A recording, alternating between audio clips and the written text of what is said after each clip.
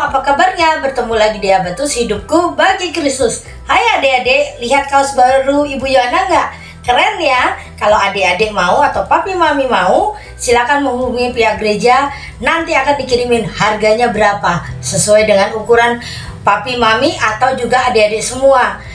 Penjualan kaos ini akan membantu renovasi Gereja Baptis Efrata yang masih belum selesai.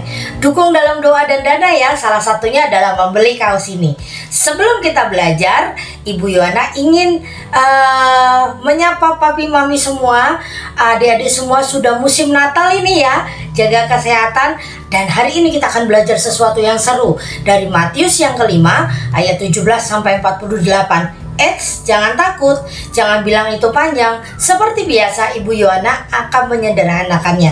Dengan suasana Natal seperti ini, kita akan belajar sesuatu yang seru. Yuk kita berdoa dulu. Tuhan, kami bersyukur karena kami diberikan kesempatan untuk belajar firman-Mu. Berkati kami supaya kami mengerti, memahami dan melakukannya dalam hidup kami.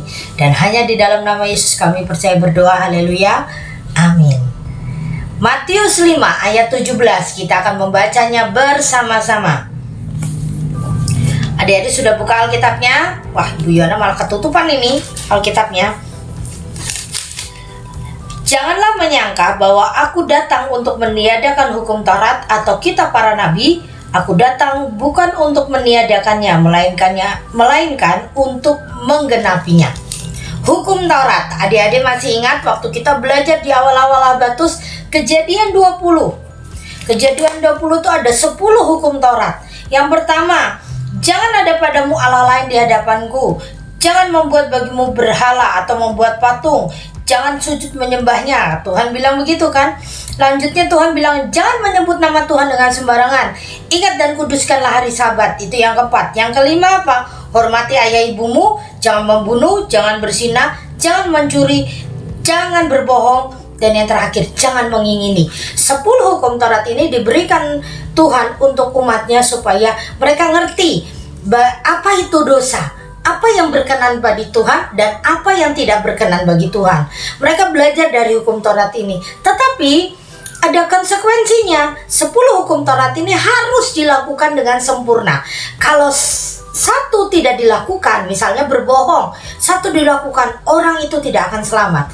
Jadi semua manusia harus melakukan 10-10-nya dengan sempurna. Kira-kira bisa nggak? Tentu saja tidak bisa, karena manusia penuh dengan dosa dan keinginan. Hidupnya masih jauh dari sempurna. Makanya hari ini kita akan belajar dari Matius 5 ayat 17 bilang apa? Tuhan Yesus datang ke bumi bukan untuk menyingkirkan hukum Taurat, tapi untuk menggenapinya. Lah, menggenapinya bagaimana?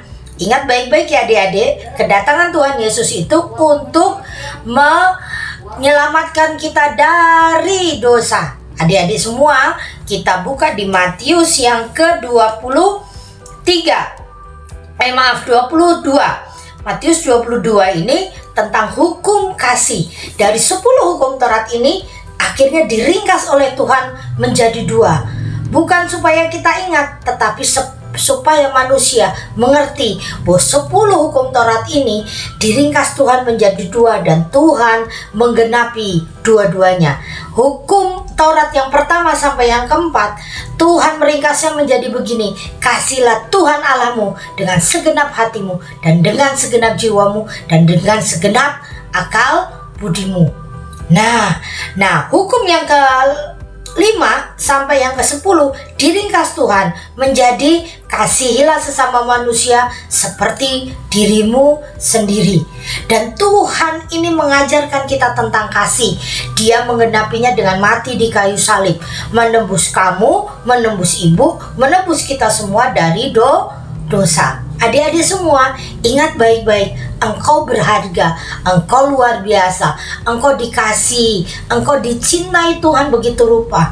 Saat kau merasakan kecewa, saat kau disingkirkan oleh temanmu, saat kau merasakan bahwa engkau dibully, ingat baik-baik, pribadi yang mengasihimu itu Tuhan Yesus. Salah satu buktinya adalah Dia sudah mati di kayu salib untuk kamu, untuk kita semua. Jadi hari ini kita sama-sama bersyukur karena kita dikasihi Tuhan dengan luar biasa. Efek kita dikasih apa? Akibatnya kita dikasih apa? Kita hidup dalam rencana Tuhan.